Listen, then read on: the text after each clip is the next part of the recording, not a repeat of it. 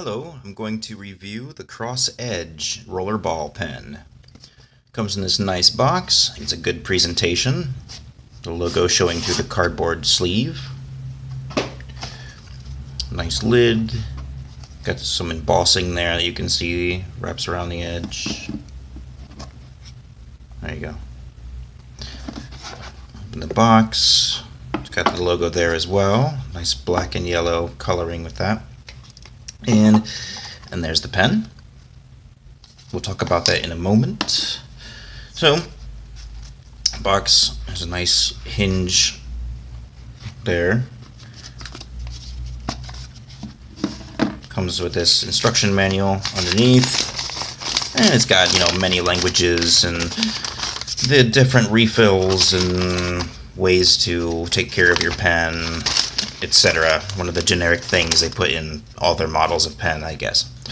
So, let's talk about the pen itself. Now you can see the pen is rather small for the moment. Here's a measurement of this. It's almost 13 centimeters. Here's a Lamy Safari, which is a popular, mid-range pen that people buy. So you can see the Safari is longer. However, the mechanism for this telescopes open to reveal the point.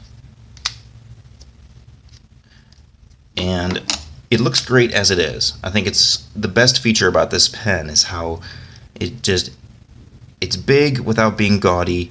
It's modern without being cheesy. It's a perfect design, and you probably can't see, but the little black in there looks like carbon fiber. I'm not sure if it is, but it has that same diagonal hatching that looks like carbon fiber. But it's really well designed aesthetically, I think. I think it looks great.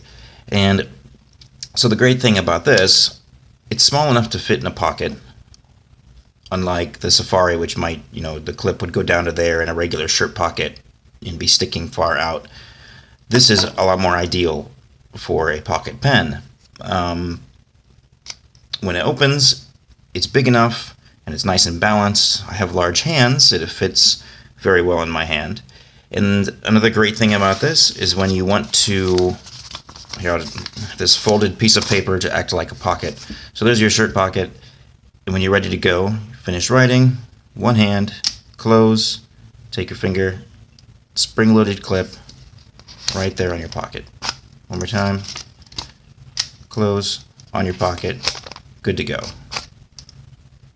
So that spring-loaded clip is a really nice feature for this pen. So the mechanism it's pleasant to close. Snaps right into place.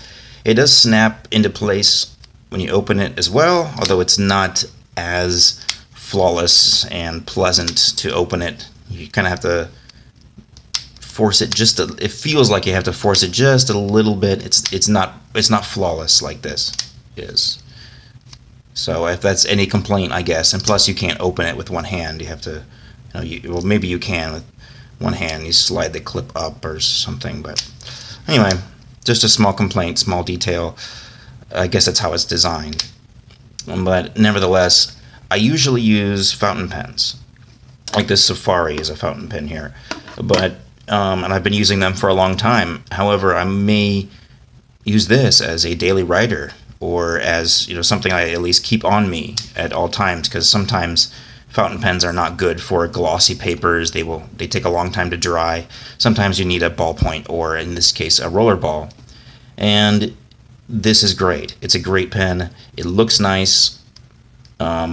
In other ways, I'd be ashamed that I went back to rollerballs when a fountain pen seems all the more prestigious, etc.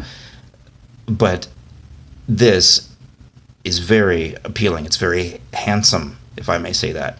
I like this red, however it comes in a number of other colors. You can check Cross's website. So let's talk about the writing performance. I have this nice notebook here. Start with this one. I don't know the brand. It's Cost me about $6. I got it in a pen shop, a stationery store, but it's yeah, about $6 for this notebook. So it's great, very smooth for fountain pens at the very least. But for this pen, you know, it writes very well. This pen writes very well. There we go. So there are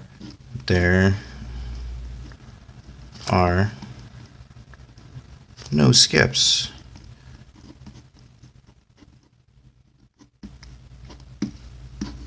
Blah, blah, blah. However, so yeah, it writes a very dark line, nice and black, nice and solid. I love the ink in this. It's just a regular cross rollerball refill. I guess this is a 0.7 millimeter cross refill. Yes, it had a few skips when I bought it. It could mean it needs a little break-in period or something to get the ink flowing in there or something, which is a bit of an issue for me. However, now I haven't had any skips or any problems. Here, let's write on, this is just a piece of copy paper, just regular office paper. And, you know, so on cheap paper it still writes well. Still writes well, even quickly, no problem. Yeah, see, no skips or anything like that. If you write very lightly, you might notice some skips or some, you know, thin lines, or it feels dry. But, you know, it's not a fountain pen. You have to use a slight amount of pressure in order to get that nice solid line. So, you know, something I would have to get used to from writing with a fountain pen all the time. Nevertheless, it's a great pen. It's yeah, it's about $50 US retail, but that's not bad considering how well it writes now, how great it looks, how functional it is. It looks professional. I got mine for under $50 at a retail shop in Hong Kong. It was, I don't know, maybe the equivalent of $43 US or something like that. But